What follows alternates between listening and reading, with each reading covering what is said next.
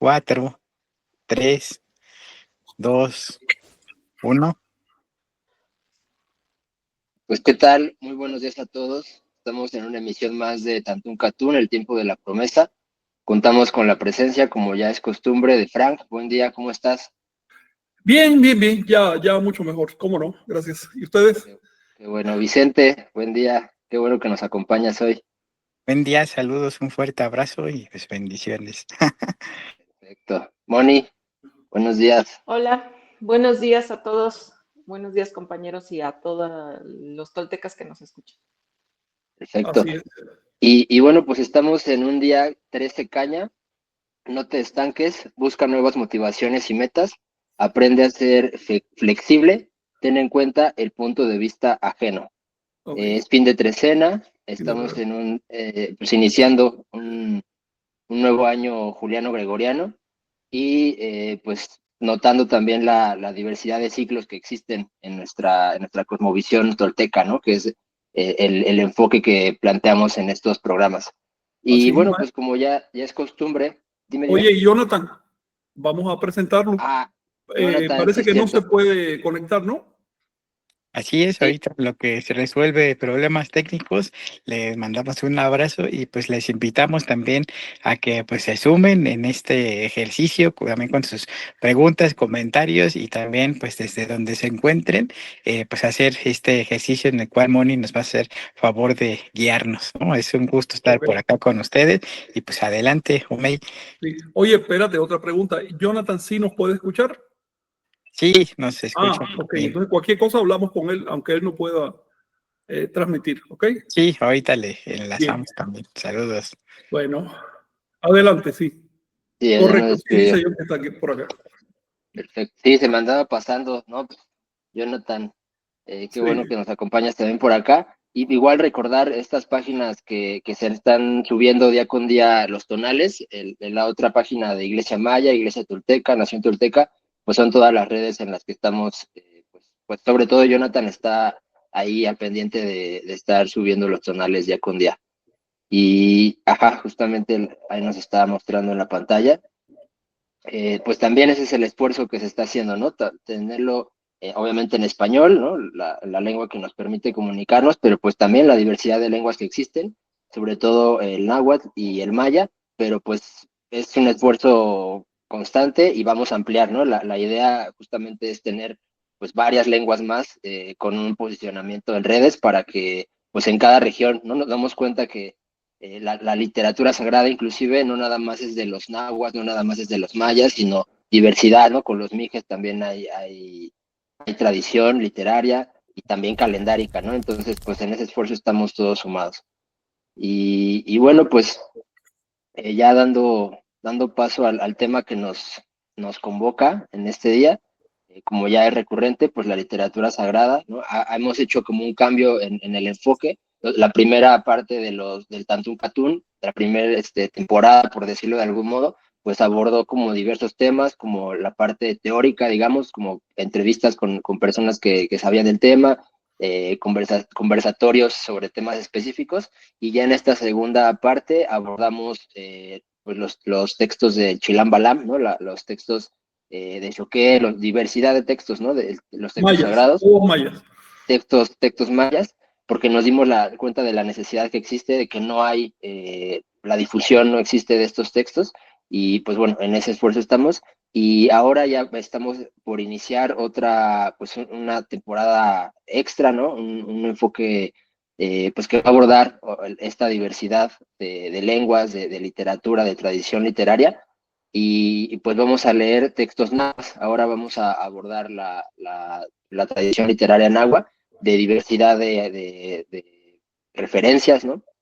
Porque también, pues es triste, ¿no? Que a veces no se tenga como una visión clara sobre cuáles textos conforman esta tradición literaria y sobre todo desde un punto de vista, pues, como el proyecto que tenemos, pues desde un punto de vista inclusive religioso, ¿no? De comunidades religiosas que se juntan, se congregan para leer textos y para hacer una práctica meditativa, como también ya lo hemos integrado como práctica constante.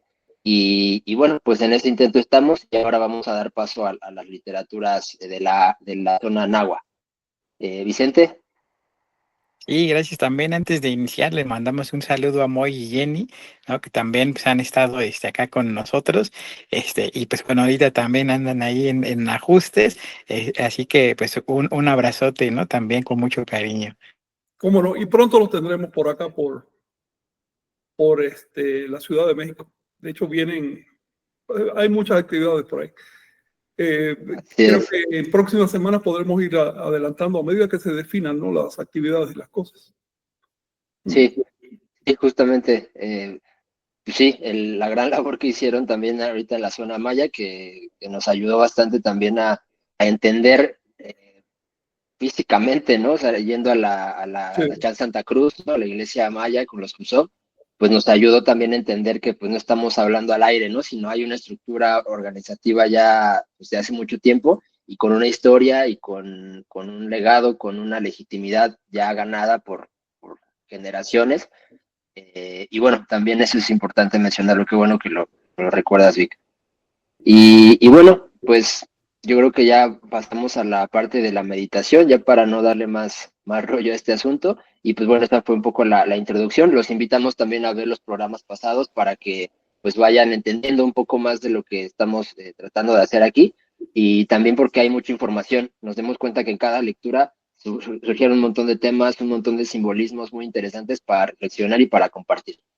Y bueno, pues damos paso, Moni. Muchas Sí, gracias. gracias, Omey. Bueno, pues vamos a empezar con la meditación de hoy y como una pequeña introducción les quiero comentar que he estado ocupando en algunas ocasiones la sugestión del día. Yo le llamo sugestión porque de hecho es así. No es una cuestión mágica, no son, digamos, como predisposiciones inamovibles, sino que es una sugerencia que nos brindan los tonales para sabernos conducir, ¿no? Entonces, ocupamos esto en algunas meditaciones porque dan pie a tener en cuenta este tipo de ideas y las podemos ocupar para podernos nosotros de alguna forma conducir, ¿no? Entonces, esa era como la pequeña introducción. Y vamos a dar inicio. Entonces, vamos a acomodarnos, vamos a colocarnos en la posición más cómoda que podamos tener. Cada persona puede elegir tener la columna recta o reclinarse en el asiento, dependiendo también de las condiciones físicas de cada quien. Entonces, vamos a empezar a cerrar los ojos y simplemente vamos a llevar nuestra atención hacia nuestra respiración. Vamos a observar cómo está nuestra respiración en este momento. Muy gentilmente. Y con esto vamos a ayudar también a nuestro sistema nervioso que se prepare. Este tipo de ejercicios obviamente involucran no solo el entrenamiento, sino también la información nueva que vamos a ingresar a nuestro cerebro, a nuestro sistema nervioso. Y vamos a observar las sensaciones a nivel corporal. Vamos a notar si hay algún punto de incomodidad, de molestia, y podemos movernos, acomodarnos. Vamos a considerar también las sensaciones en la piel, la temperatura, y simplemente toma nota de lo que puede requerir tu cuerpo en este momento, para que cuando te sea posible le ayudes. Seguimos respirando y vamos a observar las impresiones emocionales más recientes, lo que te movilizó, lo que te activó, algún evento, alguna actividad que hiciste, y nota cómo se refleja en tu cuerpo. Nota cuál es el impacto de esa movilización emocional. Pero ahora vamos a liberarnos de todo ello. Vamos a permitirnos deliberadamente descansar de todas esas impresiones emocionales. Y vamos más profundo hacia los estímulos internos. Vamos a visualizar, a recordar y simplemente atestiguar todos los pensamientos que surjan, impresiones visuales, recuerdos, pendientes,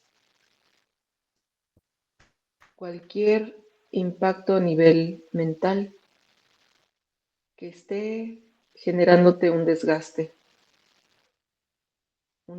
energético en el sentido objetivo y realista, es decir, nos genera cansancio, nos puede generar debilitamiento incluso a nivel físico.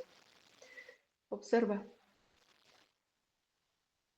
Y ahora, acoplándonos a la energía del día, vamos a hacer una breve revisión de los errores que podemos rectificar. Nota brevemente si llega algo a tu mente, algún recuerdo, alguna rectificación que puedas hacer a nivel de tu cuerpo físico o a nivel de tus rutinas emocionales o a nivel de tus acciones, de tu conducta, y que puedas darte cuenta cómo puedes mejorar, que puede ser rectificado. Permite que de manera natural llegue ese recuerdo o esas tomas de conciencia sin esfuerzo. Y puede ser que en este momento no recuerdes, no importa. Simplemente toma en cuenta un compromiso para ti de recapitular en el momento que tú lo puedas hacer. Y mientras tanto, vamos a seguir en este silencio mental.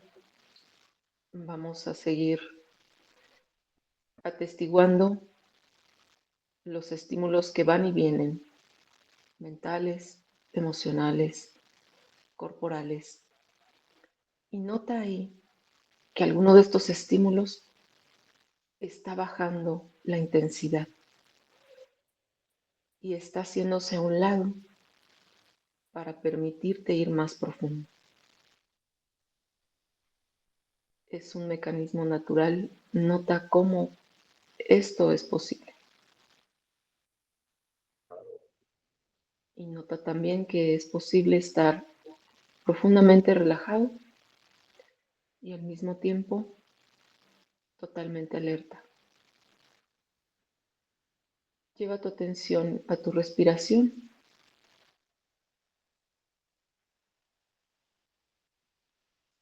y vamos ahora a introducir nuestra palabra de poder habitual, Amo Mati.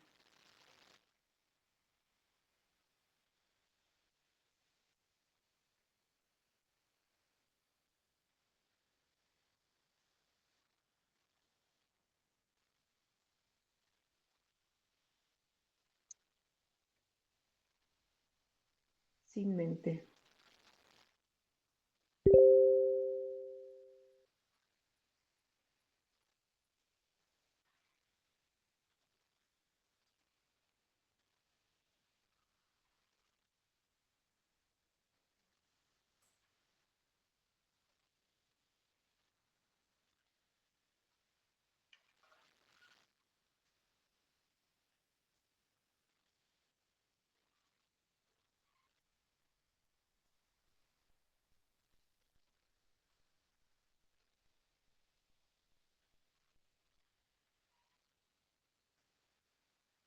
Y es así como vamos a ir cerrando este ejercicio.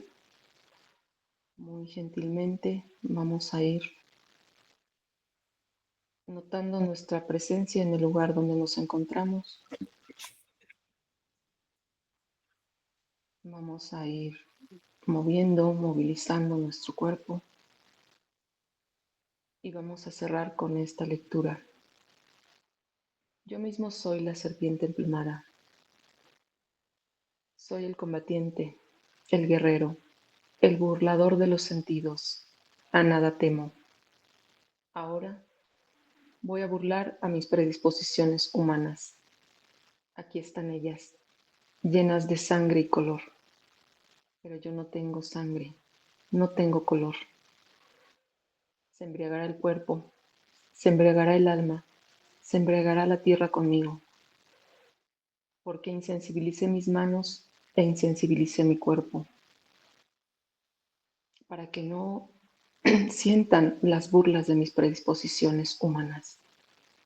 No es posible que me hieran a mí, el meditante, la serpiente emplumada. Y ahora sí, vamos a dar paso a nuestra siguiente actividad. No sé si quieran comentar algo antes de empezar la lectura. Sí, vamos a presentar las lecturas que vamos a hacer hoy. ¿Les parece?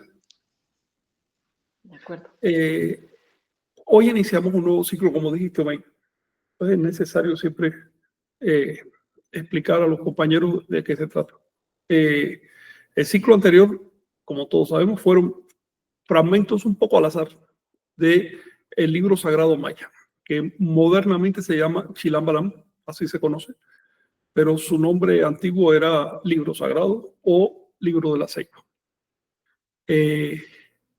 Este libro maya todavía sigue siendo sagrado y recordado entre los mayas Cruzop, que son una de las dos últimas iglesias mayas que sobreviven, los Cruzop y los Chamulas. Son iglesias ya sincréticas. Y hace unos, ¿cuánto era? 60 años, ¿no? Que no lo leían. Imagínate. 70, 60 años. 70 años. Desde casi de la época de la Segunda Guerra Mundial no leían este libro. Tienen una copia en la sede de los mayas. Ese manuscrito nadie lo ha logrado fotografiar jamás, ni sabemos lo que dice. Pero está muy viejito ya. También por eso no quieren ni tocarlo.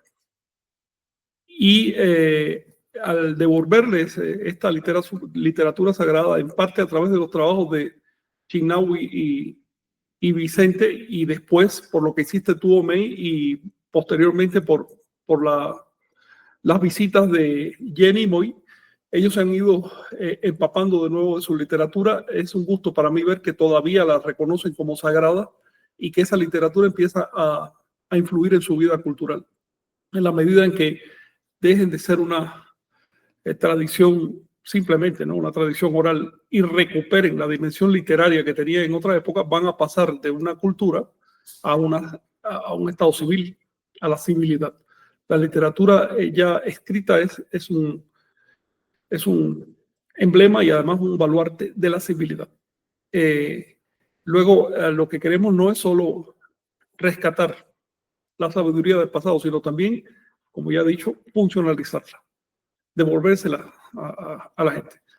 La invasión les quitó esa sabiduría, el abandono durante la colonia y durante los 2 siglos que llevamos de independencia, el abandono cultural les estafó ese conocimiento y hay que devolvérselo. Es lo menos que podemos hacer. Así que para nosotros en la Iglesia Tolteca es una cuestión de deber. Ahora, además disfrutamos mucho todo este trabajo porque vemos los efectos. Así como había un libro sagrado maya, también había un libro náhuatl conocido como Teomostli, que es el libro sagrado también. Si se fijan, todos lados tenían el mismo nombre porque se trata del mismo libro en el fondo, con versiones culturales locales, según la lengua, según los estilos de la gente. El Teomostli es bastante conocido de nombre, pero muy poco conocido de contenido. Es tan poco conocido que cuando Vicente trató de hacer una tesis y la hizo sobre el Teomostli, ni siquiera la academia entendían bien de qué estaba hablando. Vicente, te voy a hacer una pregunta. Algunos, digamos, profesores sí habían oído la palabra Teomostli, ¿no? Sí, pero pues no le daban como el valor debido, ¿no? Quedó nada más en esas fuentes y pues como se perdió, pues ya historia muerta, ¿no? Historia muerta, claro. El Teomostria era un libro grandote, quedó una descripción física de él, y por eso damos que era un libro enorme.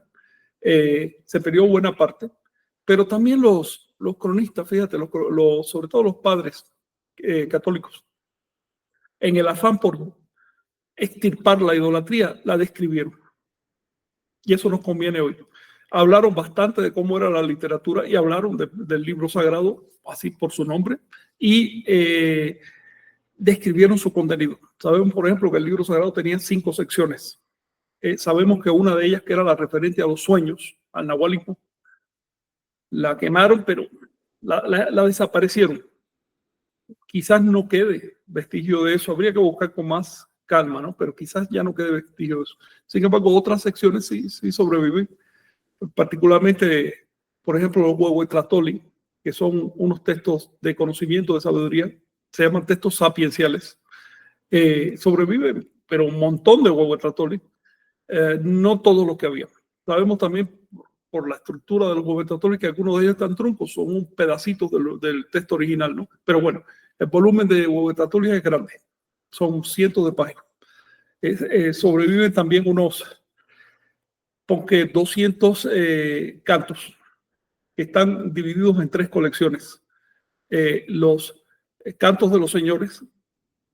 Cantos de los señores le pusieron los cronistas, ¿no? a la colección, era Cantos de los Tlatoanis, porque casi todos fueron compuestos por Tlatoanis de las principales ciudades náhuatl. Sin embargo, hay algunos que no son de Tlatoanis, ¿no? Sino de otras personas, y algunos no son, no están en lengua náhuatl, sino en lengua chichimeca. Por lo menos 1 o 2 de ellos era anterior al náhuatl, y también hay 1 o 2 que fueron traducciones al náhuatl de un original en náhuatl, que era la lengua de la época de Seacatopilzi. De hecho, 2 de esos cantos parecen palabras directas de Seacatopilzi por el contexto, ¿no? Cuando uno los lee, y por los arcaísmos que tienen. Los otros 2 compendios de cantos que les menciono, a los cantos de los señores, hay otro compendio que se llama conjuros médicos, así le llamamos porque era la función que tenía, eran los conjuros que decían los médicos. Pero no te imagines conjuros de brujería o cosas así, no era eso. Los médicos lo que usaban era poemas, cantos de un antiguo repertorio de cantos que describía la vida de Seacatopilzi, precisamente. Entonces agarraban pasajes de esa vida y los adecuaban al problema que tuviera la persona. Más bien funcionaba como estímulo, ¿no? Para que la persona sintiera, a ver, otros han pasado por esos problemas, tengo que tener paciencia, además esos problemas son parte de la condición humana, y ya empezaban a filosofar y demás, ¿no?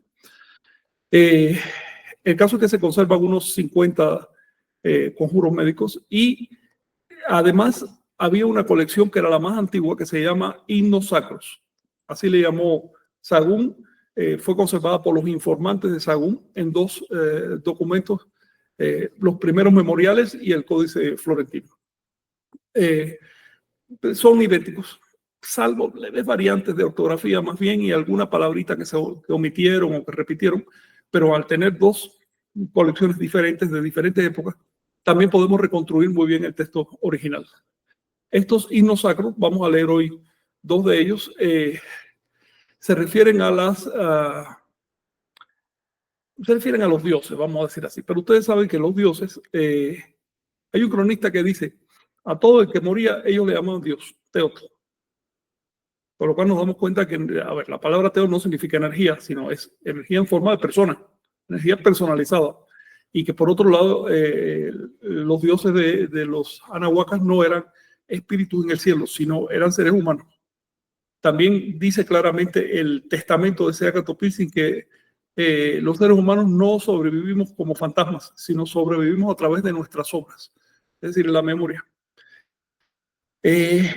De manera que cuando hable de dioses, ustedes deben entender que son seres humanos endiosados, divinizados.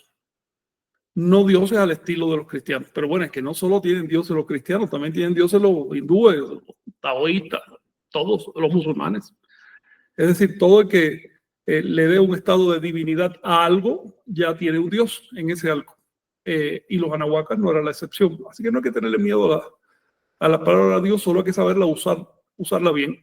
Podría decir Teo, teteo, y así se entiende más. Espero que nadie discuta esa palabra porque la usan mucho los textos. Entonces vamos a leer hoy dos de estos himnos que, bueno, después que lo leamos vamos a ver de qué se trata. Tiene relación uno con el otro. Y creo que por la lectura ustedes se van a dar cuenta claramente de qué se trata esto. Mónica, si tú nos ayudas con la columna en español, yo los voy a colgar acá para que se vean bien. Ok.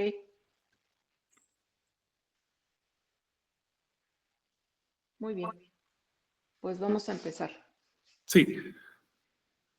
Himno 4, Acatonal Iquic, canto del llamado Caña, Códice Florentino, libro 2, folio 138, primeros memoriales, folios 274, 275. O hacia el Tlalocan. En nave de turquesas debieron atravesar el agua Acatonal, viajero de las brumas. Ve a todas partes, ve y penetra al lugar de las brumas, donde con sonajas de niebla se nubla el Tlalocan. A aguas lejanas, donde lloró el señor del collar, parto yo. Oh, marchad conmigo a donde fueron los muertos, al descendedero. Entraré por orden del príncipe prodigioso del cielo. Voy a donde él lloró. Oh, pasados 4 años regresó sobre nosotros. Tan solo volvió en sí, cobró conciencia, en el lugar de los descarnados, y entró a la casa del Quetzal para dispensar el tesoro de la resurrección. Ve a todas las partes, ve y penetra al lugar de las brumas, donde con sonajas de niebla se nubla el Tlalocan. Himno 17, Centeot Iquic, canto de Centeot.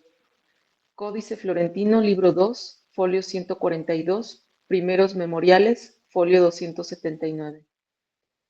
Nació Centeot en la casa de las flores del maíz. Soy una flor, la espigada flor del maíz. Vuelve a la fronda en la bruma, en lo oscuro, en la bruma, en la bruma. Nació Centeot del agua y la niebla, en el lugar de los peces preciosos, donde son hechos los hijos de los hombres. Vuelve a la fronda en la bruma, vuelve a la fronda en la bruma, en lo oscuro, en la bruma, en la bruma. Ya calienta, ilumina el fuego. Se disponen a librar los variados pájaros, los moradores de las flores. Vuelve a la fronda en la bruma, en la bruma, en lo oscuro, en la bruma, en la bruma. Tú te levantas sobre la tierra y sales a recorrer. He renacido yo, la serpiente emplumada. Vuelve a la fronda en la bruma, en lo oscuro, en la bruma, en la bruma.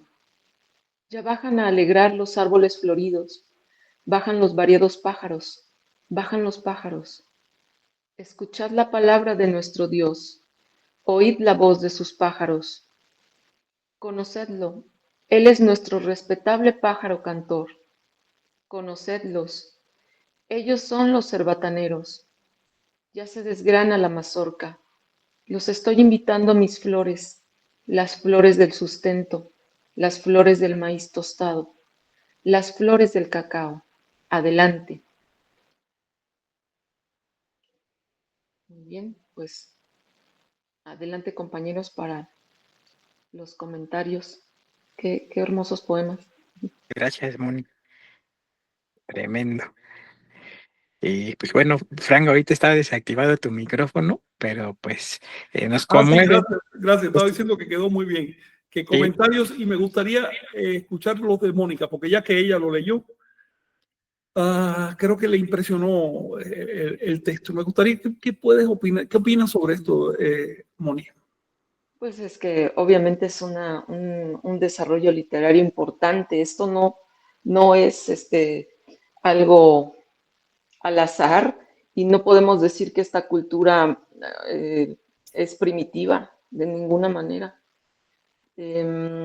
Es este tipo de poemas, ¿no? El uso del lenguaje y sobre todo el simbolismo que encierran, pues nos habla de que efectivamente había un desarrollo cognitivo elevado y propio de una civilización. Y esto que menciona de ese retorno, ¿no? De ese retorno que también alude a esa parte donde tenemos que penetrar en esas brumas, en esa oscuridad para resurgir. Eso es lo que a mí me Sí, me generó imaginé. una impresión.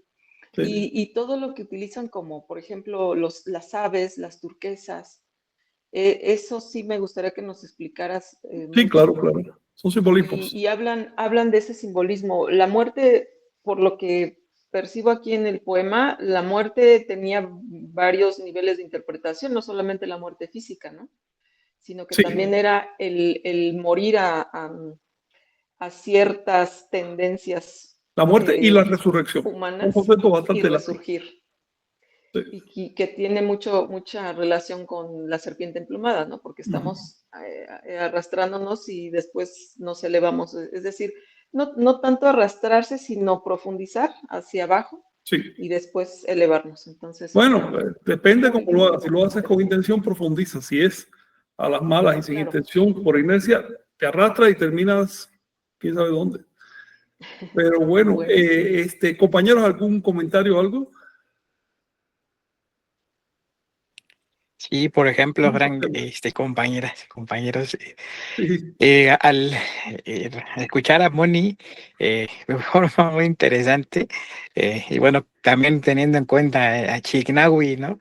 Le decía que encontré ya por fin las fotos de cuando subimos a Zempoaltépetl y ya. por primera vez a Chocamán Viejo.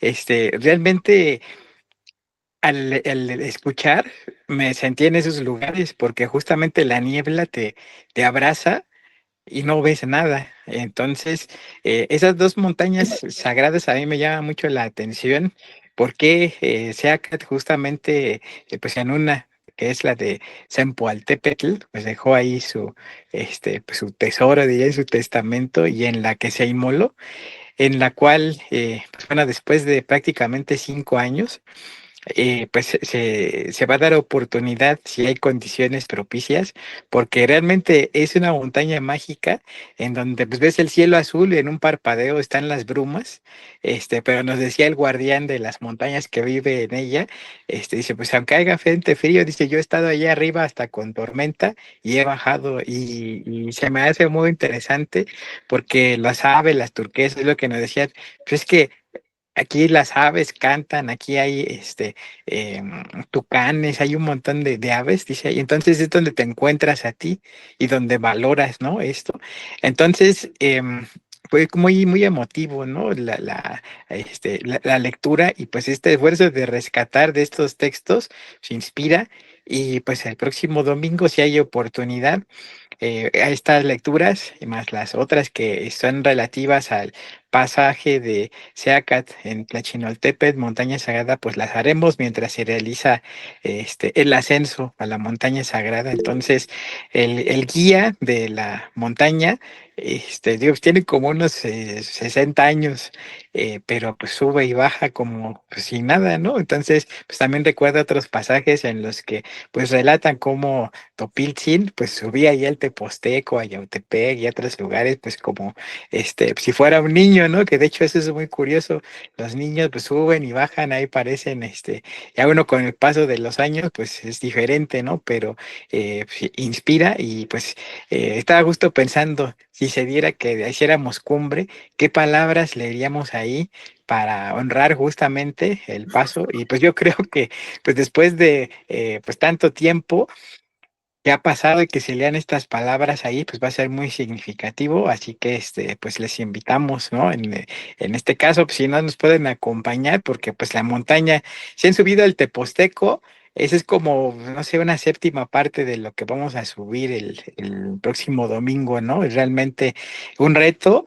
de voluntad, pero pues vamos, cuidados con las autoridades ahí, con el guía, con los representantes de la reserva ecológica que ahora es el Zempoaltépetl, y pues bueno, agradecemos mucho, Frank, de este esfuerzo, de recopilación, de traducción y que pues de difusión, ¿no? Que también es muy importante, así que muchas gracias Moni por leerlos y pues también Obey, ¿no? Que pues da esa iniciativa, Chignahui, claro que también pues ahora sí nos ha acompañado hasta allá arriba en la cima.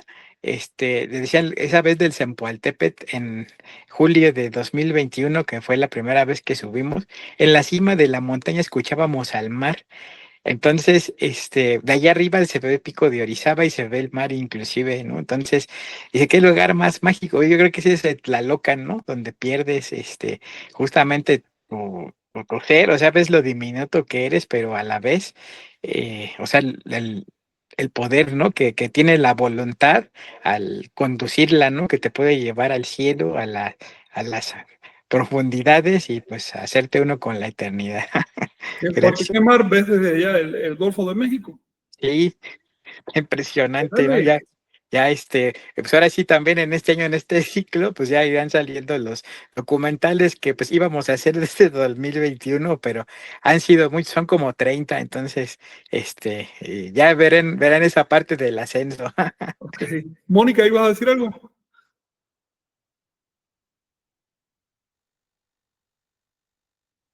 Mónica, no te escuchamos.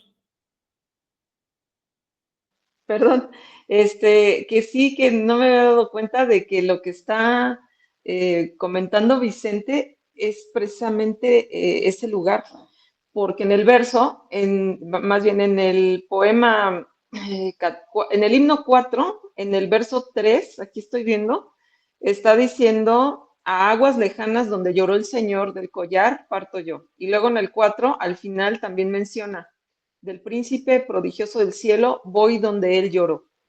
Chocamán. Vamos a Qué hablar de esto interesante. ahora. Si alguien más quería comentar, por ahí vi una mano.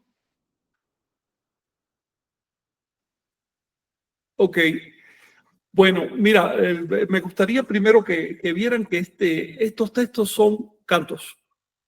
Ustedes notan que tienen unas reiteraciones, unas estructuras poéticas. Incluso en el segundo ves un estribillo que se repite. Estos son cantos. Tenía música.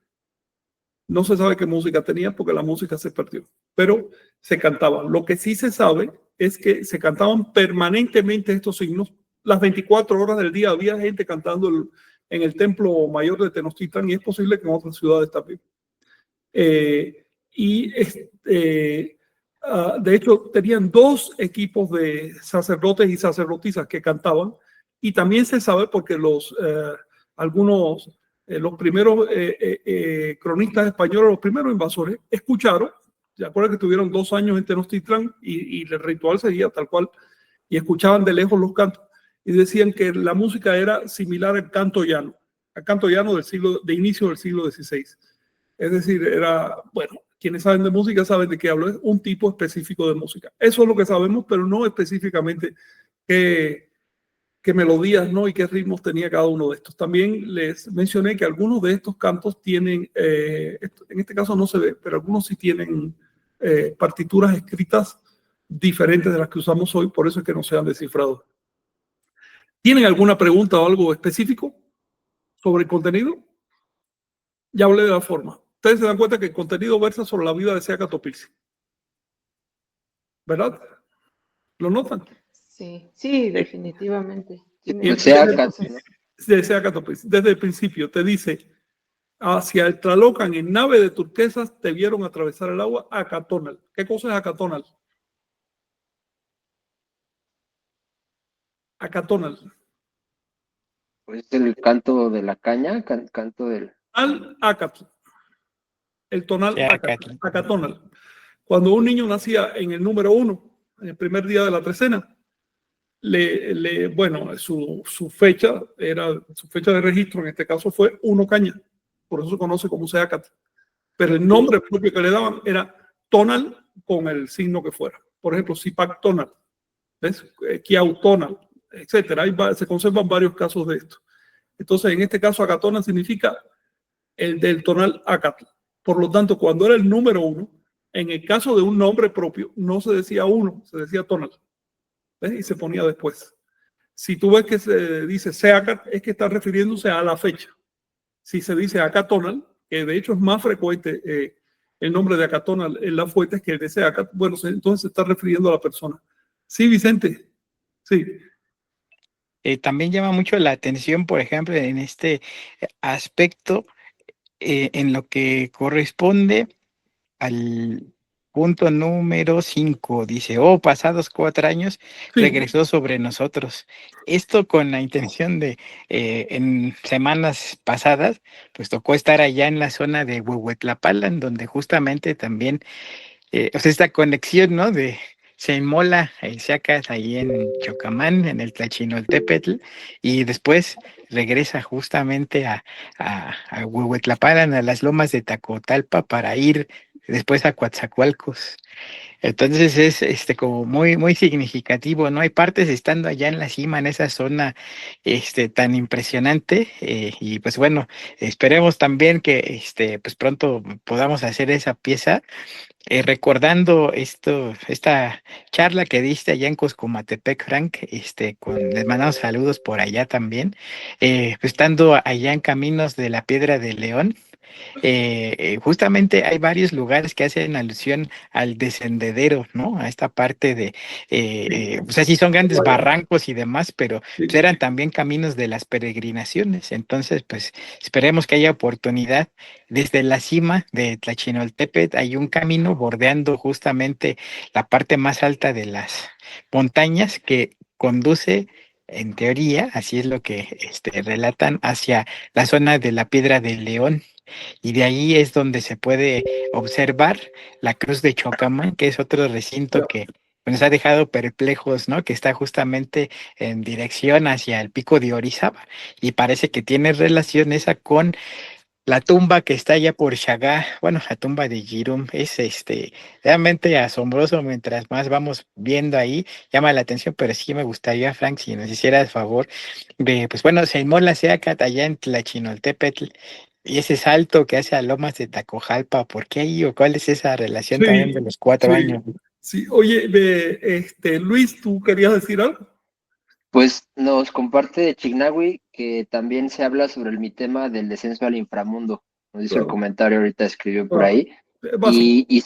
Y sí, creo que la relevancia de Seacat, ¿no? Para los que a lo mejor no tengan tanta referencia al respecto, pues es el Mesías, ¿no? Vemos también referencias mesiánicas en la lectura del retorno y pues, de esta visión, pues justo de ese viaje, ¿no? Que Sí, hace Seacat, pero obviamente pues en un contexto, pues como lo comentamos, poético, ¿no?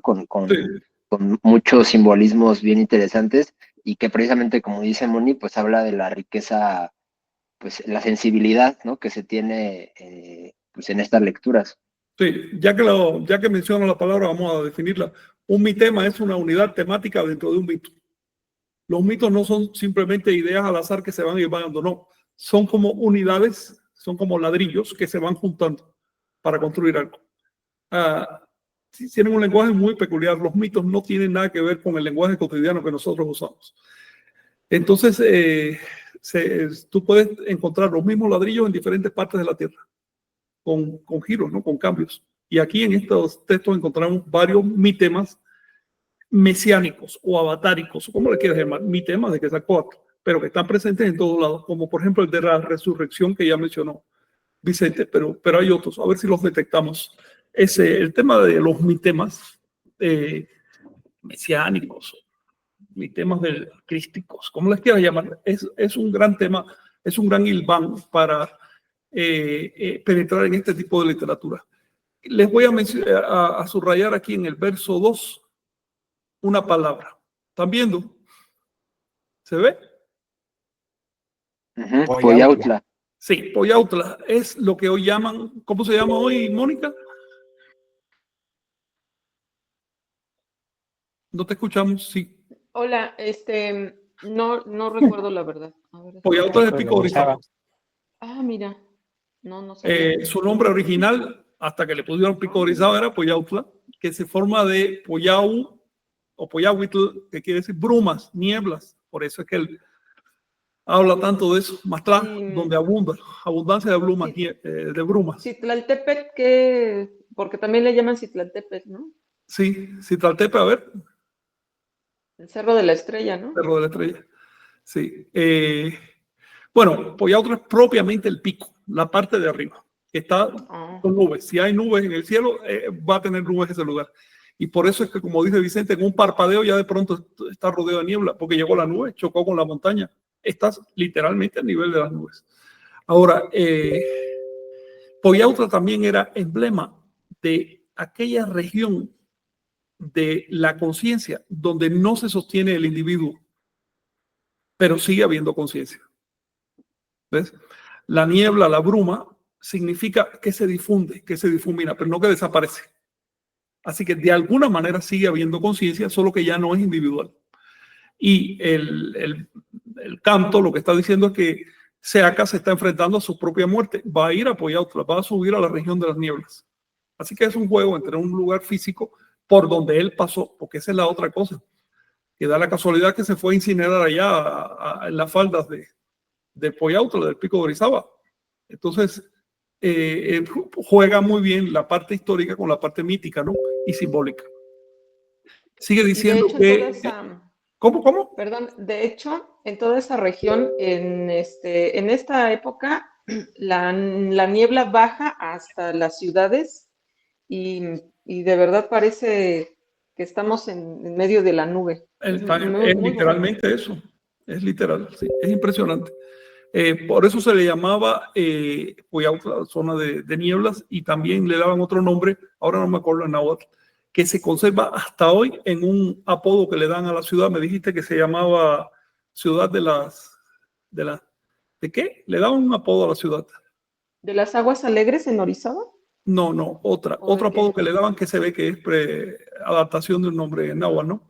Que tiene que ver con nieblas, vientos o algo así. No recuerdo. Ahora, sigue diciendo que allá en Poyautla, allá en el lugar de las brumas, con sonajas de niebla, se nubla el Tlalocan. Sigue insistiendo. ¿Tlalocan qué cosa es? El lugar de donde venimos. Tlalocan es el paraíso original, pero también es el lugar donde vamos. Es decir, se completa el ciclo. Es cíclico, es un periplo. No es abierto, como la cosmovisión cristiana, que tiene un paraíso original, pero después tiene un paraíso que es otra cosa diferente y que los fieles se van para allá, pero se olvidan de lo otro. No. En la visión mesoamericana hay un paraíso original que es el destino de todos y que es el estado más básico de la conciencia, el estado en que ya no hay individuo. Pero no se puede decir que la conciencia desaparezca, porque la conciencia es un principio cósmico. Conciencia es capacidad de percibir lo que hay ahí. Cualquier forma de reactividad en el cosmos, por elemental que sea, manifiesta conciencia. Vicente, sí. Sí, gracias. Llama la atención también dentro de esta literatura los pasajes en los que decía Kat, pues llegó por montañas, ¿no? Por ejemplo, pasó allá por el Popocatépetl, el Iztaccíhuatl, en varias regiones, y en una inclusive que hubo oportunidad de conocer durante el año 2024, en donde pues quedó registro, ¿no? De que ahí hizo ahora sí, una escala, Seacat, en la cual pues escribió el Huehuetla, bueno, además del Huehuetlatóli, el Teomochtli, ¿no? Ocuituco, ese es el lugar.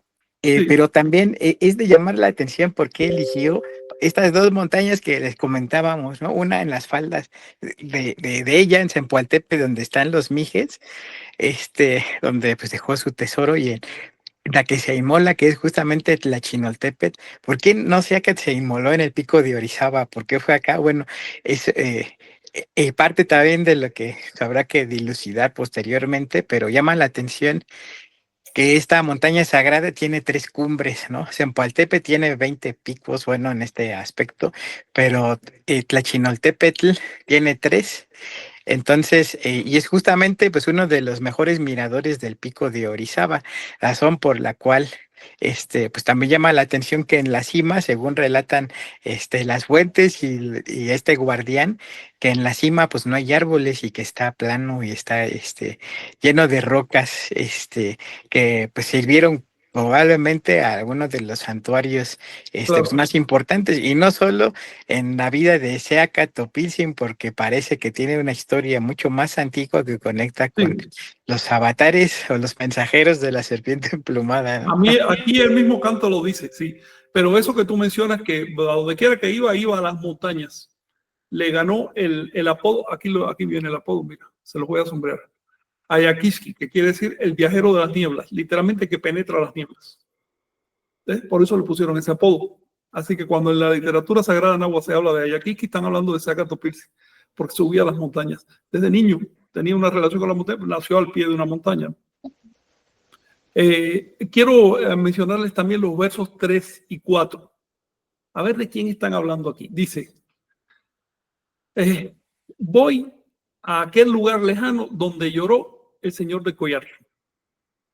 El collar es el pectoral en forma de caracol. ¿Ok? Es decir, donde lloró la serpiente plumada que sacó aquí.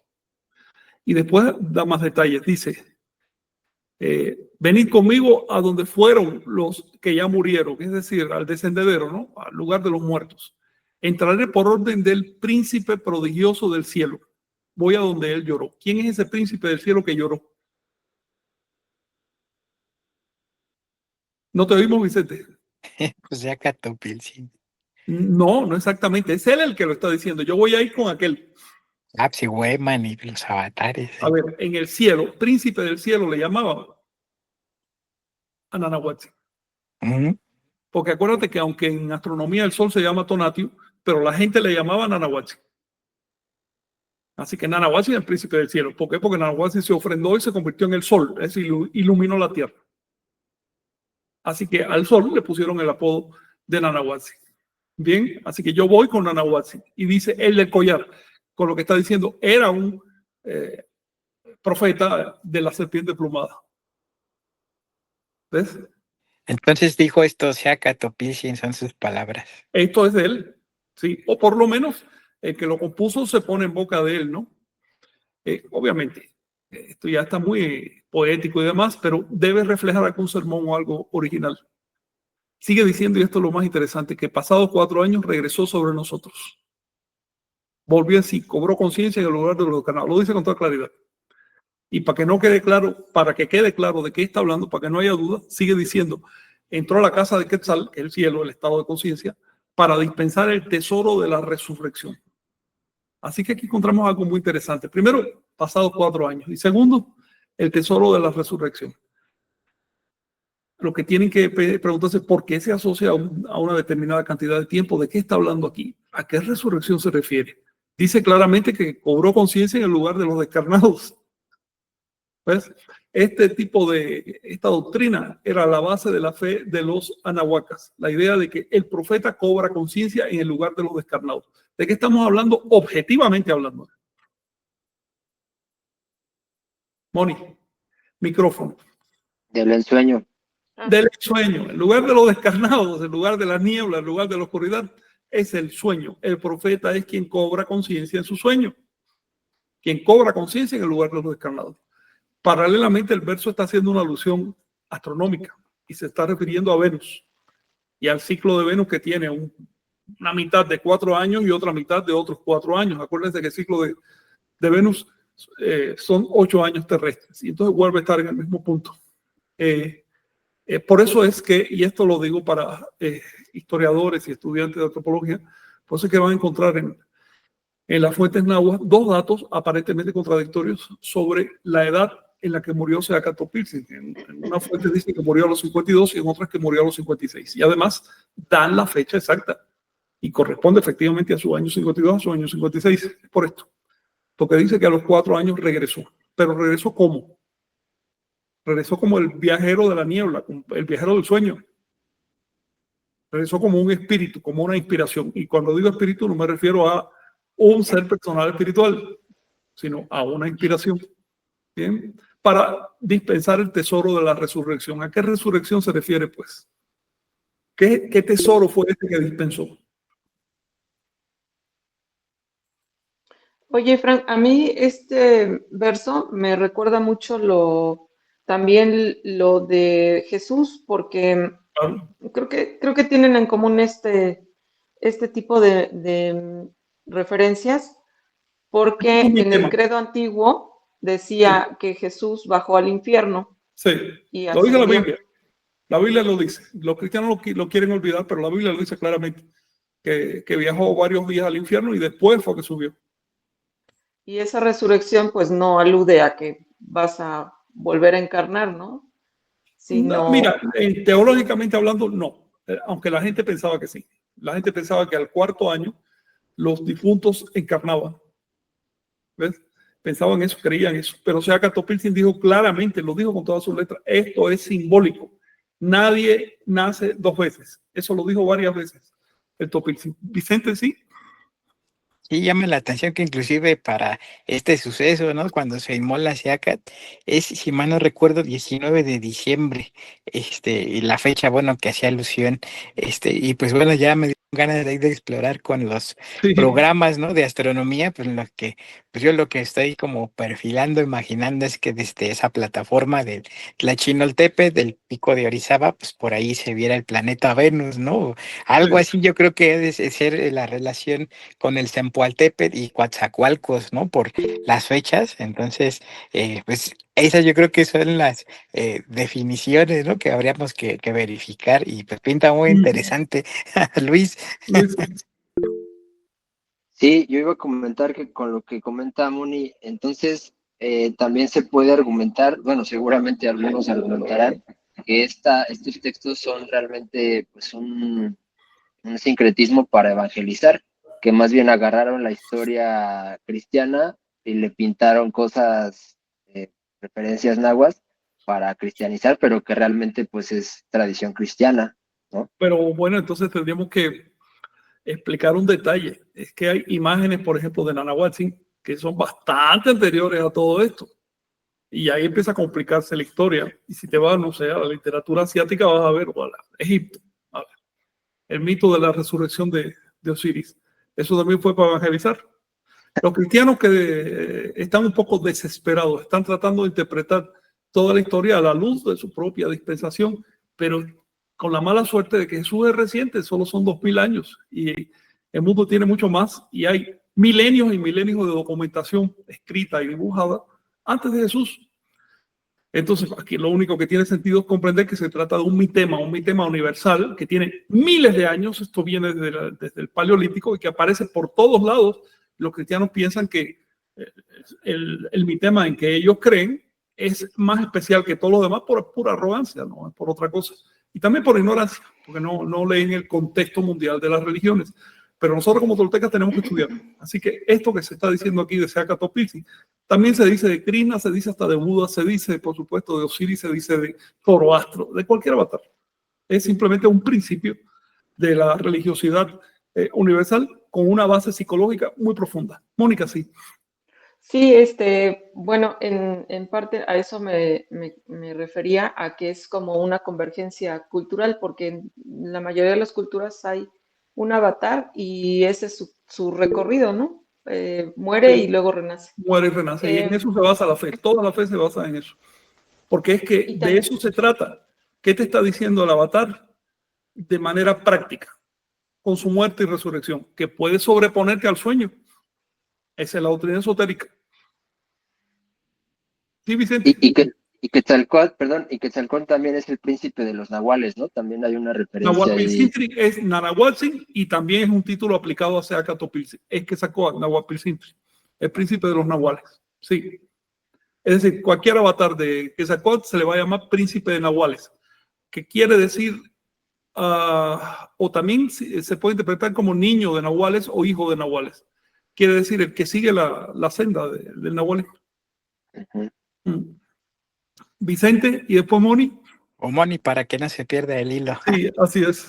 gracias, Vicente. Sí, nada más algo cortito. Hay una leyenda allá por la zona de Orizaba de que cuando Quetzalcóatl se inmoló, se incineró, subió al cielo en forma de estrella la Venus. Sí, Esa es claro. parte de la leyenda. De hecho, me acordé ahora del apodo que le dan allá a, no me acuerdo qué pueblo, Pluviosa o Pluvioso, Pluviosilla, sí, que lo es que te una digo, traducción de lugar de las lluvias, que era sí, otro nombre le de dicen Poyauto. allá. Sí, Ciudad de las aguas alegres, le dicen. que quiere decir muchas aguas. Mucha Caen lluvia las y aguas. mucha neblina. Sí. Vicente, sí. Sí, por ejemplo, ahorita ya con estos comentarios, ¿no? Me viene a la mente la posibilidad de que pues una vez que Seacat se inmola allá en la Chinoltépetl, pasados esos 4 años, pues igual hicieron una recopilación, ¿no? También, o igual él les dejó estos libros sagrados y allá en Huehuetlapalan, donde vive don Tirso Marín, que le mandamos un abrazo, guardián ahí de unos montículos, que el del suyo tiene 33 metros de alto, ¿no? El más grande tiene 42 metros de alto, pero ahora que estuvimos recorriendo la isla, o sea, es una isla artificial que mide 3.5 kilómetros, a un costado del río Coatzacoalcos, Ojochapan es el otro río que también, pues tiene más de 3.500 años, pues se me hace a mí explorando, ¿no? Son más de 20 montículos enormes los que hay ahí, hasta tiene puerto, es una locura, ¿no? Entonces que una vez que pasaron los 4 años hicieron una ceremonia y llevaron el libro ahí y eso fue lo que justamente, pues ahora sí, pues integró, ¿no? A la experiencia de Seacatl, de sus rituales, lo que en Ocuituco, allá en otras regiones, pues también pues, hizo la compilación de sus antecesores, ¿no? Como en este caso de Hueman, Nahuatzin y pues todos aquellos.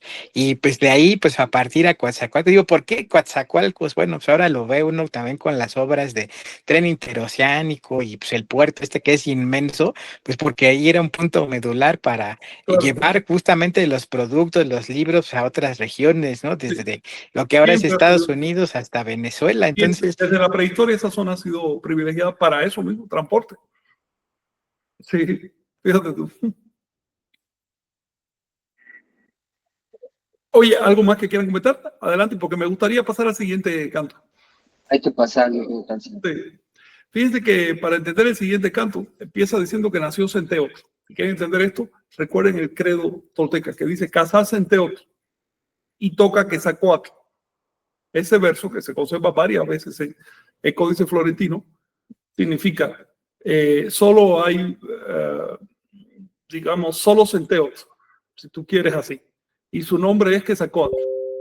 Centeotl es el nombre del estado de conciencia que Quetzalcóatl es ya cuando se manifiesta en la tierra. Centeotl es mucho más abstracto que Quetzalcóatl. Dice que de pronto nació Centeotl. Está hablando ya de la resurrección de Topilzin. En la siguiente lectura, a ver si hablamos del testamento de Topilzin para que vean en qué consiste realmente esa resurrección dicha por él mismo, ¿no? Dicho por él mismo. Está diciendo que Centeotl es uno flor, la espigada flor de maíz. Recuerden estos dos símbolos. Maíz quiere decir uno flor es el nombre calendárico del sol. ¿Por qué se asocia al sol con Quetzalcóatl? Con sus profetas más bien. ¿Por qué?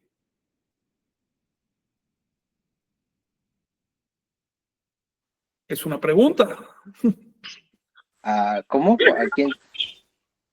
¿El maíz con el sol? Maíz quiere decir sol. La espiga de maíz es el sol. Y por lo tanto también es la hora del mediodía, por cierto. Sabes que había una serie de plantas. El maíz es la hora del mediodía, la flor de maíz. Y el nombre calendárico de una flor dentro del Tonapawali, ¿qué tonal le toca al sol? Una flor. ¿Por qué? ¿Por qué se le dice uno flor, que es lo mismo que decir sol, al profeta de la serpiente plumada? porque somos la humanidad del maíz, ¿no? También como Porque parte iluminan. Porque iluminan. Por eso también a Jesús, Pablo le dice, Jesús es nuestro sol Cristo es nuestro sol de justicia. Lo compara con el sol. Y si te va, ese título de hecho lo tomó del culto de Mitra. Mitra es el sol de justicia. Si te vas con otros muchos fenómenos avatáricos en toda la Tierra, ves que siempre los asocian con el sol porque ilumina. En el caso de Nanahuatzin es muy claro. Dice que nació Centeotl y regresa a la fronda en la bruma. ¿Qué quiere decir esto de que vuelve a la fronda en la bruma? Lo dice varias veces.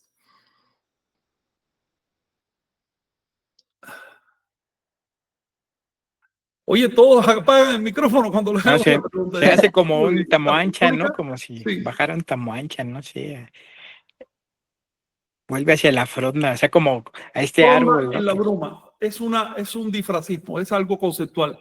Por un lado tienes la bruma, que quiere decir la oscuridad o la muerte o la inconsciencia o el sueño, y fronda quiere decir renacimiento, es decir, renace. ¿Dónde renace? En la bruma, en la oscuridad, tal como una semilla renace en lo oscuro, renace del otro lado del mundo. ¿Ves? Regresa, resucita, es un modo de decir que resucita. Nació Centeo del agua y de la niebla, es decir, del otro lado, en el lugar de los peces preciosos. Esto es una referencia al hecho de que el profeta de la serpiente emplumada es anunciado por un pez. ¿Por qué es anunciado por un pez?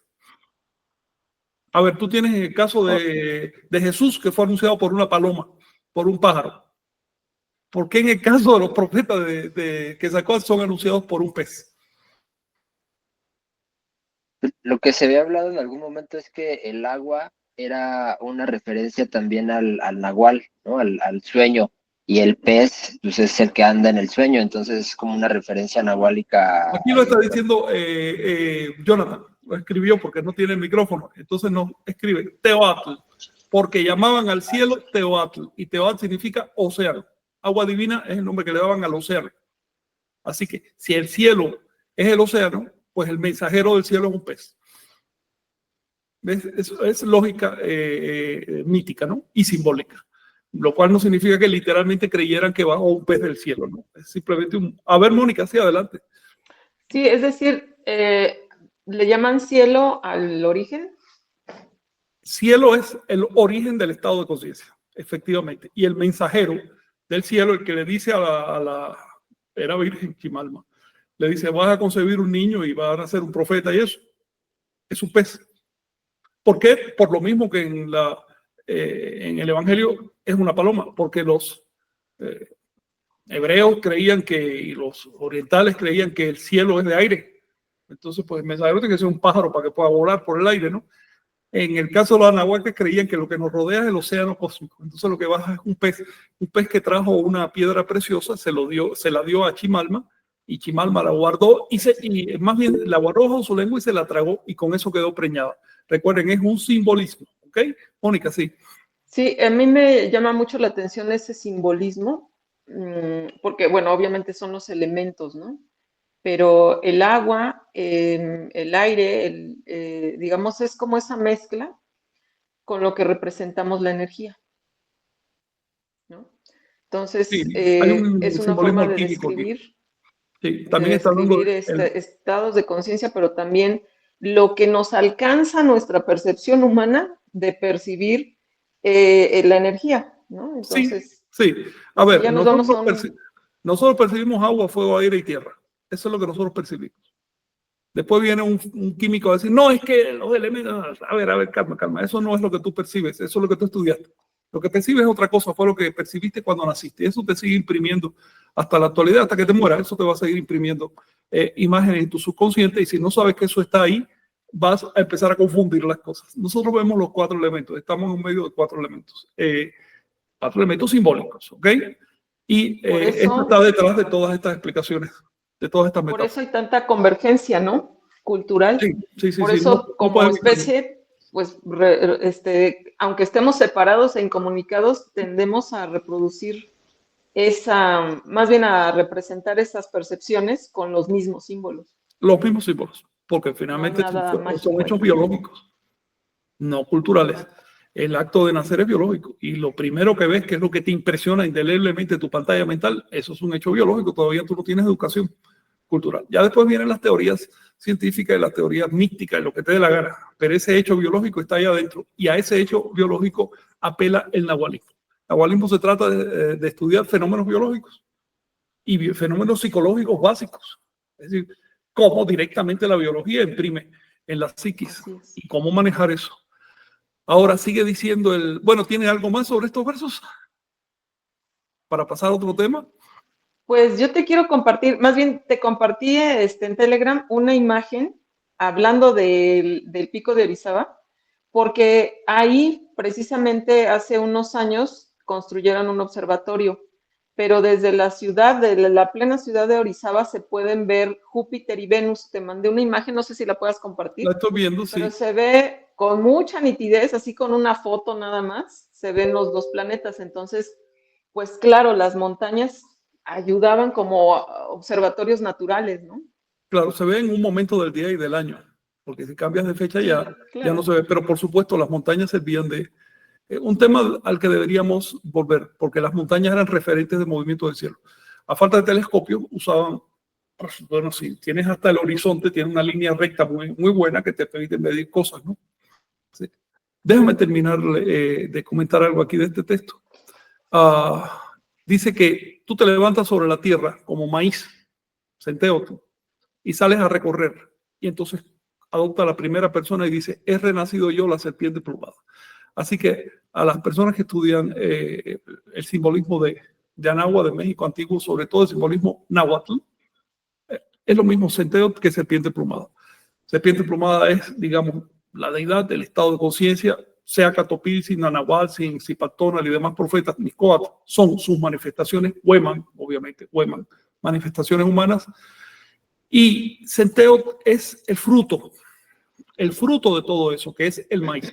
El maíz es un fruto y por eso nosotros somos de maíz. Maíz significa cultivo, ¿ok? Porque maíz es artificial, ustedes saben, significa cultivo. Somos de maíz porque somos seres cultivados, a diferencia de un animal.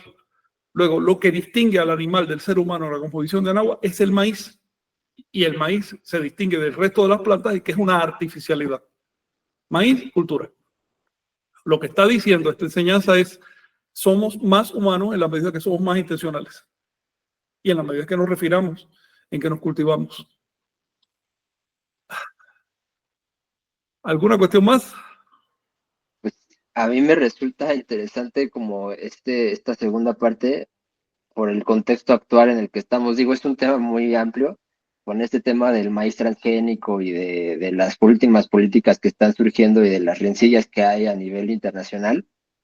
Y que, no sé, es interesante cómo, sí, el maíz es un símbolo de la voluntad humana, Sí. pero también es una disputa a nivel mundial por Así es un gran alimento, pero es también el sí, café sí, sí. y todo lo demás. Sí, Es decir, donde quiera que haya intereses, va a haber disputa. pero al final de cuentas, la referencia simbólica, cultural, o sea, civilizatoriamente hablando, pues está aquí en estos textos, ¿no? La podemos ver aquí. Y Sí. obviamente hoy en día, pues es un producto de la bolsa y es una mercancía de valor millonario, y, o sea, tiene otro tipo de intereses, pero aquí vemos las connotaciones ideológicas que tiene por debajo, más allá de las comunes, ¿no? O sea, las más Sí. populares, pues esto no se conoce mucho, pero pues desde aquí tiene la referencia Sí. literaria religiosa, ¿no? A ver si nos dedicamos un día a ese tema en particular. Tengo entendido que el maíz es el cultivo más extenso de la tierra. Hay muchísima lana invertida. Por eso cuando los medios de información o desinformación dicen ciertas cosas, cuando los gobiernos dicen cosas, uno tiene que tomarlo con pinzas, analizar qué hay detrás y volver a analizar una y otra vez, porque difícilmente te lo van a decir recto. Probablemente eso esté curvo. ¿Ves? Manipulan muchísimo a la gente. Si quieren, por ejemplo, aprobar una ley en favor de una empresa transnacional, empiezan a crear un clima de opinión que hace que la gente exija que finalmente el gobierno firme esa ley para finalmente estarle pagando dinero a la empresa. Entonces hay que tener mucho cuidado con esas cosas. Pero lo que nos interesa del maíz, y volviendo al tema de hoy, es que acá es emblema simplemente de la intencionalidad humana y de la cultura, porque es cultivo. Quiero terminar con los dos últimos versos, 6 y 7, que dice, escuchar la palabra de nuestro Dios, del maíz, de Centeotl. Oíd la voz de sus pájaros o de sus aves. ¿Quiénes son los pájaros del maíz? Los pájaros que vienen a posarse en la espiga de maíz. Las aves de Centeotl son los profetas.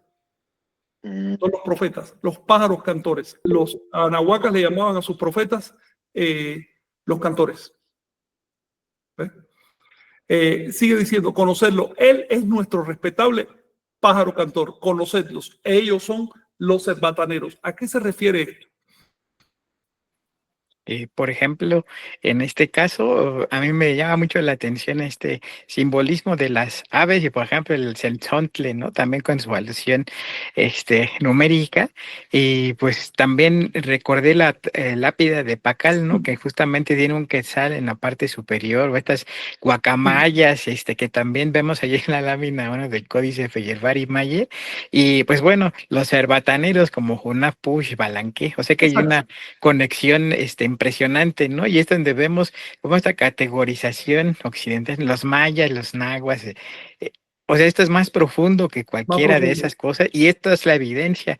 Entonces, a mí realmente me maravilla, y pues justamente yo creo que nos da la pauta, ¿no? En este siglo XXI para dejar toda esta ignorancia, toda esta manipulación, acercarnos a estas fuentes, a Claro. estos textos, ¿no? Aquí está la luz, ya todo lo demás es basura, es paja y esto es lo importante, lo valioso. Ok, Vicente, está bien. Entiendo tu entusiasmo. Pero fíjate que donde quiera podemos encontrar cosas muy interesantes, si sabemos buscarlas. Si sabemos buscarlas. Quizás sea interesante y útil estudiar la historia universal a la luz de la Toltecayo, porque vamos a encontrar claves. Aquí se refiere exactamente a Hunahpu y Balanqué, los cerbataneros del Popol Vuh. ¿Quiénes fueron los cerbataneros? Fueron profetas anteriores. Fueron etapas anteriores de la serpiente plumada. Por eso está diciendo escuchar la voz de sus pájaros. ¿Y por qué les llaman cerbataneros? Da la casualidad que ellos cazaban pájaros para comer. Exacto. Les llaman cerbataneros porque conducen el aliento a través de un tubo. Y eso es imagen de habla, de mensaje, de la palabra. Son los que conducen el aliento, los cerbataneros. Hay otra, digamos, interpretación todavía más profunda de todo esto, ¿no? ¿Por qué es cerbatanero? ¿Por qué es flautista? ¿Por qué le llaman el flautista, por ejemplo, a Seacatopilsin? En fin, estos emblemas de conducción del aliento quieren decir el tlatoani, el que habla, el que coloca la palabra. Sigue diciendo por fin que se desgrana la mazorca, es decir, llega el tiempo de la cosecha. Les estoy invitando a mis flores. Las flores del sustento, las flores del maíz tostado, las flores del cacao. Está hablando de palomitas de maíz. Palomitas de cacao, cacao tostado. ¿Ves? Que es ya el sumo de la cultura. Es decir, no solo se inventó el maíz, sino que además se inventaron las palomitas de maíz. Eso le quería decir. Gracias, Moni, Frank. ¿ibas a comentar algo, Moni? Sí, ya comentó Frank de los cerbataneros que a mí se me hacía la representación de la vírgula, ¿no? De la lengua, La palabra. el hablar. Sí. Y es muy interesante esto de los frutos, ¿no? Porque es algo que pues sí, se goza, se disfruta. Sí, exacto. De hecho, recibir los bienes sí. culturales, ¿no? Y A eso ver es a lo que si invita. para la semana que viene, a ver si para la semana que viene leemos algo así que a mí me parece como el testamento de Seacatopilsin, donde vuelve a hablar de este tema, que no es solo que los antiguos hayan creado el maíz, que te permite existir como ser humano, sino que además hay que seguirle y que hay que entrarle con gozo. Es un disfrute intelectual, un disfrute emocional. Es el camino tolteca, que es el camino del corazón, no es un camino árido. Hasta en la comida se disfruta. Hasta eso vamos. Estaba muy integrada a la civilización del agua y ellos procuraban además integrarla por todas las vías, porque eso le da coherencia, ¿no? Les daba sentido de ser. Nosotros ahora estamos en una situación mucho más desintegrada culturalmente hablando, pero por otro lado tiene también su ventaja, porque eso nos da una óptica amplia y nos permite sobreponernos a ciertas limitaciones que tenía la cultura de Anáhuac. Acuérdate que cuando llegaron los cristianos se quedaron sorprendidos porque no tenían ni idea de que hubiera otro mundo por allá con otro tipo de creencias y con otras costumbres extrañas. Y nosotros no podemos pecar de ingenuos. Y con esto del maíz, el maíz palomero está en extinción. Y las palomitas de maíz eran una referencia, eran religiosas, ¿no? Tenían, era una digamos, comunión. Se usaban en las fiestas religiosas, en los ritos, se hacían rosarios de palomitas de maíz, ¿cómo se llama? Guirnaldas. Y eran emblema de la alegría, de la comunión y de la flor del maíz. Las palomitas son flores de maíz. Y la Sí, flor sí. roja es ya, digamos, la cosecha, el resultado del esfuerzo. Y hoy en día la cultura occidental, pues se comen en los cines, ¿no? O sea, es una industria millonaria la de las palomitas esas transgénicas seguramente, o Seguro. hibridaciones y demás. Claro. Pero De los acuérdate que el maíz es cines. transgénico del primer día, ¿eh? Eso también hay que tenerlo Sí, en sí, cuenta. claro, sí, más bien, pues sí, es una cuestión ahí de propiedad, de patentes y demás, ¿no? De las semillas. Pero es interesante cómo ha pasado a ser, pues, un emblema del entretenimiento en la cultura occidental, ¿no? O sea, de comer, vas al cine y te compras tu kilo de palomitas y estás comiendo ahí para entretenerte Bueno, si en te una fijas, pantallota, ¿no? no cambia Incrementar el mucho. placer visual. No También cambia mucho, hay ¿eh? En el pasado placer prehispánico no había gustativo. cines, que había la fiesta de fin de veintena. Entonces a comer palomitas. Exacto. Sí. Finalmente es el mismo Muy, ser humano. Tampoco hay que sentirse en el centro. muy bien, pues vamos a leer los comentarios acá, ya para el cierre, Sí. de nuestra audiencia, de las estrategias que se han conectado. Huitzlitlacatl, hermanos y hermanas menores Chignahui, y ahorita a ver si te puedes conectar tu audio, si no, Ya. mientras, pues dale. Dale, gracias. Saludos a todos. Bueno, ando por acá. Vamos a saludar a Nuevo Orozco, que está segoviano, maestro de Kino, que está en Oxford, Inglaterra. Cortina Miguel, que está desde París. Abraham Estrada, de Tlacatl, desde Guatemala. Victoria Paz, desde, desde Amelco de Querétaro. Creo que se me está escuchando en eco. Tiene tremendo eco, ¿eh?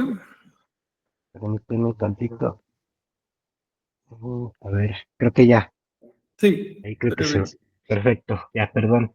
De Samuel con Luis Mello, Rita Ortiz, José Cruz, Mujer Lechuza, Gonzalo Guerrero, McLovin Díaz desde, él comenta que es Tlapaneco de nacimiento, Miguel Ángel de los Santos, Luis Barón, Paulo Franz, Raúl FLR, Zúñiga, Tranquilo Mendoza, Rodolfo Lugo desde Tula Allende, Lucas Rodríguez, Venus Murillo Mora, Adriana Feldenkrais.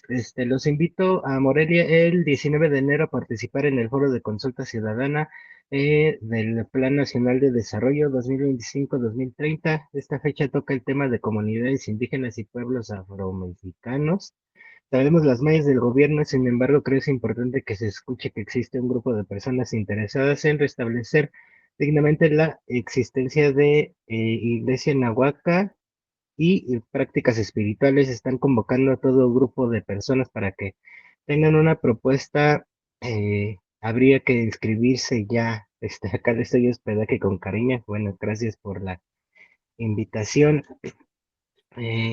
Pia Solórzano comenta, ¿alguna vez ha pensado Frank hacer un libro de desglosando mitos, dándole su interpretación a lo práctico? Sí, lo he pensado. De hecho, tengo un texto escrito sobre decodificación mítica, pero no lo he publicado porque tengo que revisarlo. Ya lo escribí hace años y no he tenido tiempo de revisarlo. Pero sí, sí hay que hacerlo. Pero no solo yo. Cuando ustedes vean algo que resuene, apúntenlo, no lo pierdan. Cuando vienes a ver, tienes una libreta llena de apuntes y de cosas que pueden ser útiles para otros. Pero sin duda hace falta decodificar los mitos, porque si no se queda uno y es como veo disculpen que insista, pero veo a los cristianos, por ejemplo, leyendo los mitos de la Biblia.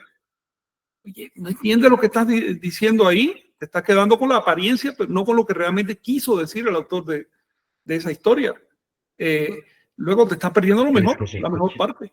Y por eso es que luego decimos, no, la Biblia, no, pero espérate, que tiene un montón de cosas útiles si sabemos leerla.